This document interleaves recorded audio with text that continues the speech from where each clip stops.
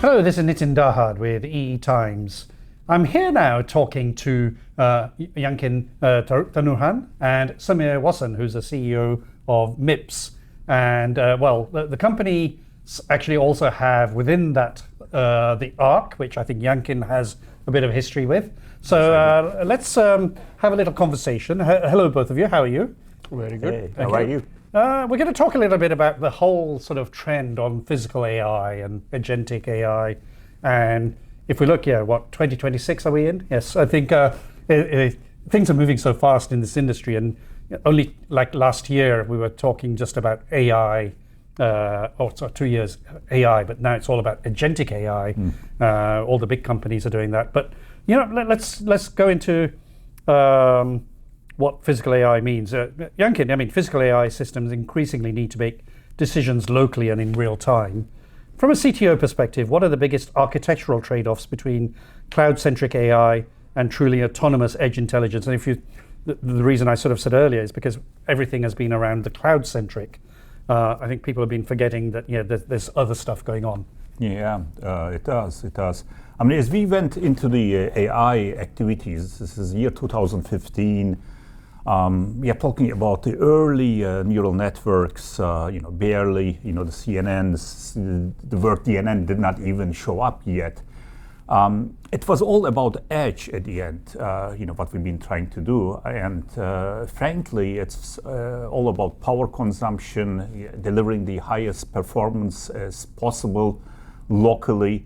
And if you are looking how the physical AI is developing itself over the years, now we are talking about robotic, automotive, and on all those corners, you need significant firepower, whereas the cost and power plays still a very important role, and where the cloud is not always available. As you can imagine, right, in a robotic environment, this is not connected to the cable to the network, and counting on the wireless all the time could be quite dangerous for something which is moving, flying, or whatnot. So from that perspective, we are looking at something tangible, easy to program, still very, very powerful, and with lowest power consumption as possible. Having said all of those things, it's moving very, very fast, right? From neural networks to transformers, large language models, then small language models, then vision getting added to it with VLMs, and that's how it started, right, with Hawk and whatnot. We have a lot to do as an industry, and we believe to have now the fighting weight to deliver those products. Very interesting. It's the thing I was going to say is that physical AI, and Sameer, maybe you can play into this. It's really been moving into the real world deployment here for a while now. But what's changed in the last 12 to 18 months, and how is this a real true inflection point for autonomous systems at the edge?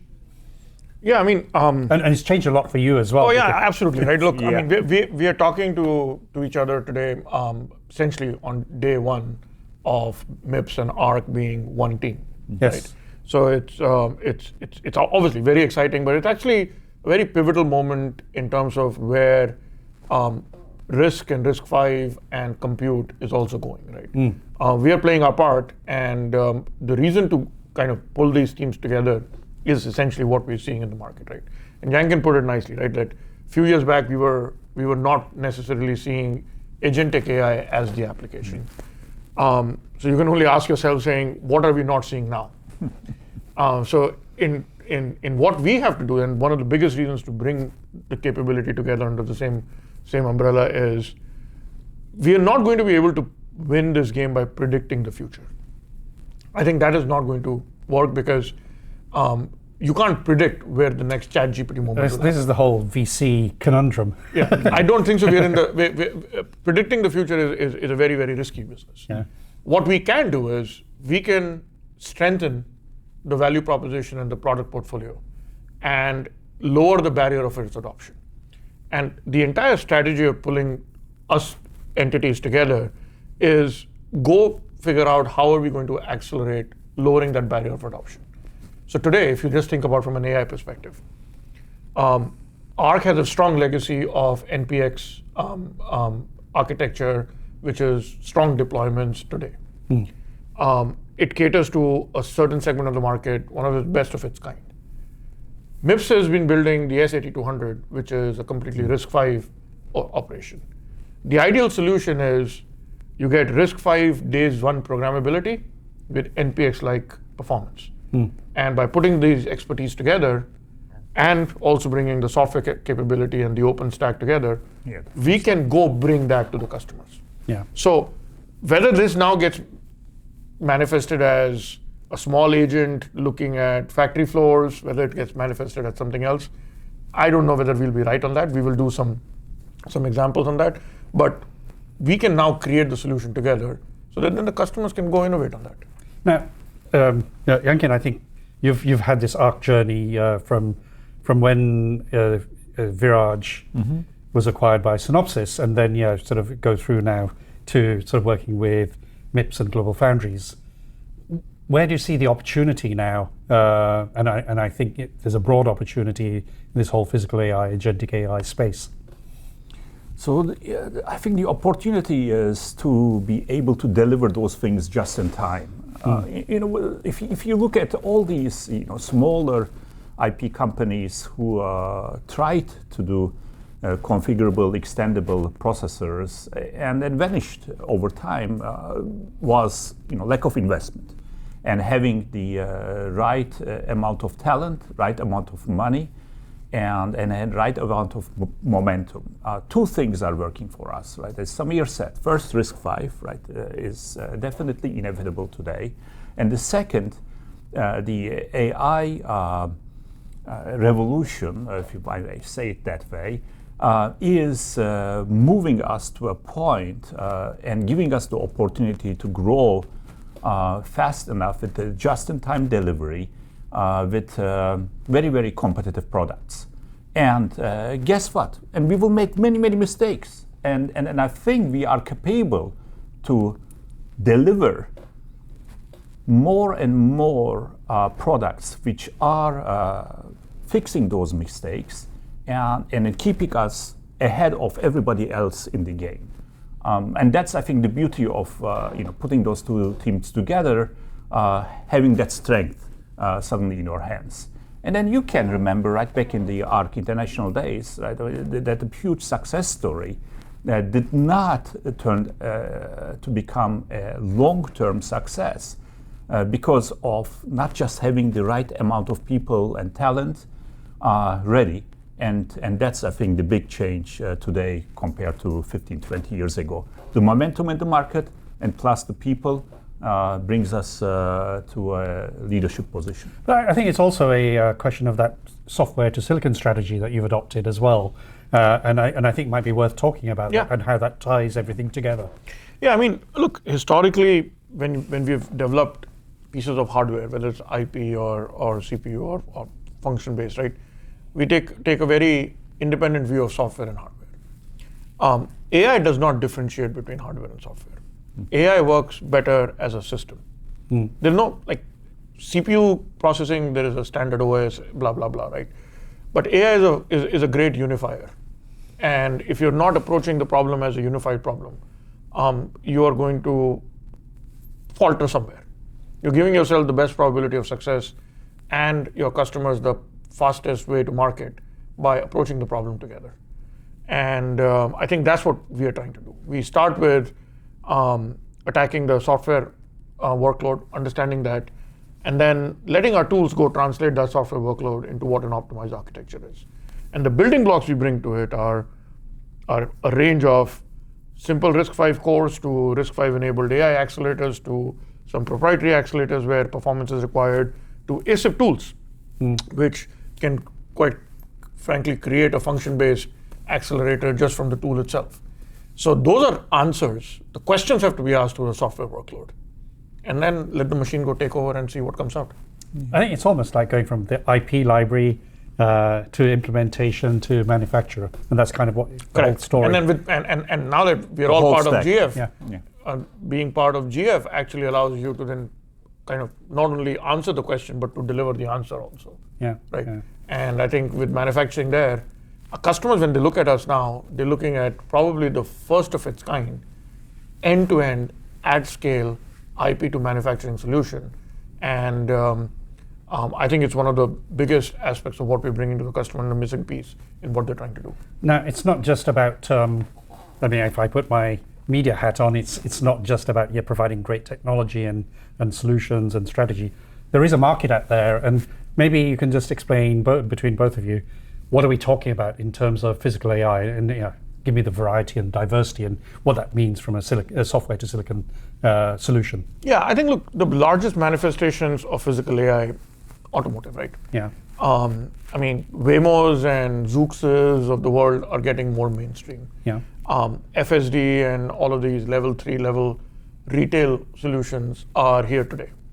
So I think visual language models or agentic AI is running in automotive in safe environments. It's a very fascinating problem. Yeah. I think that's happening. Translate that into robotics and what's happening on the factory floor. I think the factory floor, if I had to guess, is probably where you're going to see the next ChatGPT moment, because that is going to automate. And it's not going to automate by changing the entire floor. It's going to automate very intelligently by retrofitting what's existing and adding, layering on AI capability to that. So I think that's a very interesting one. So anything you think about oil and gas verticals, anything you think about drones, just imagine the amount of productivity you're able to get in some of these classic large verticals which need AI but don't have AI today.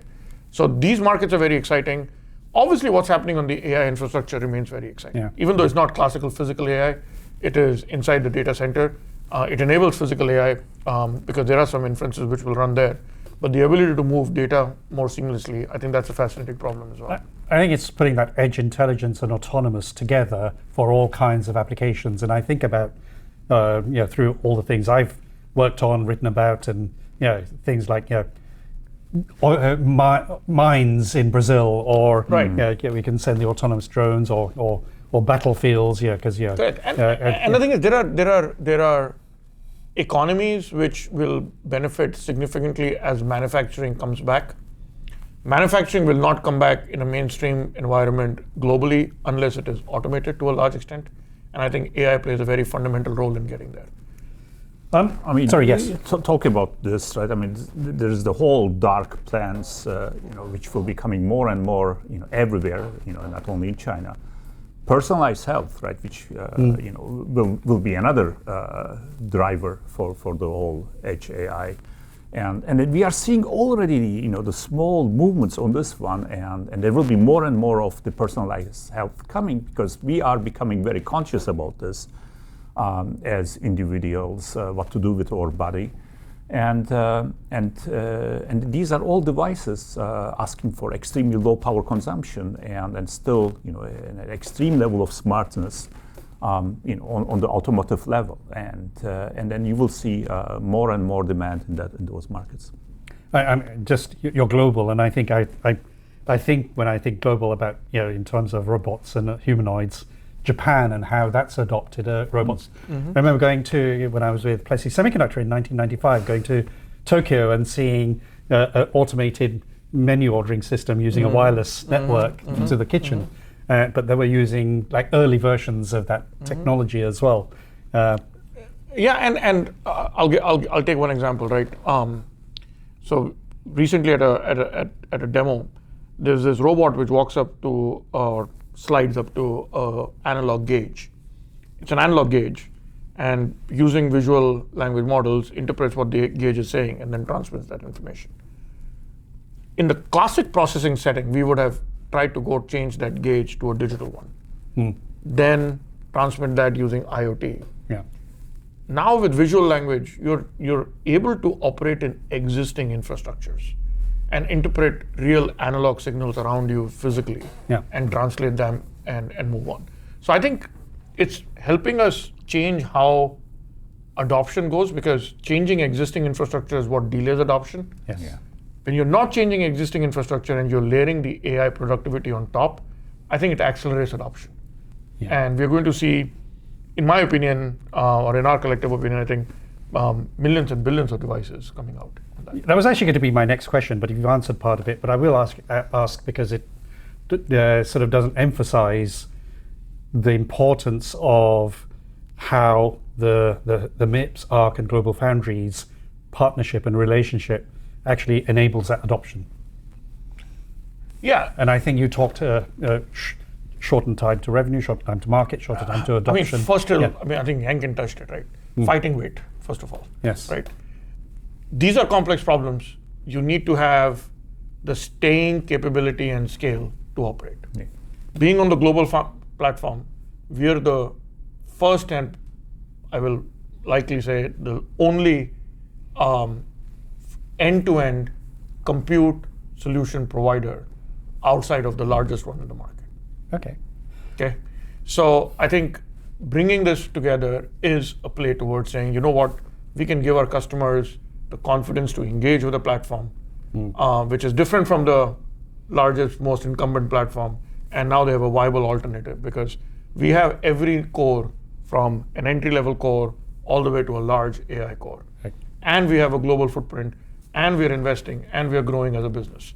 So this is about getting our customers comfortable with not engaging with an academic or an unstable startup, but engaging with a well-functioning, growing business on a public platform. Well, ARC was considered an unstable startup in the beginning.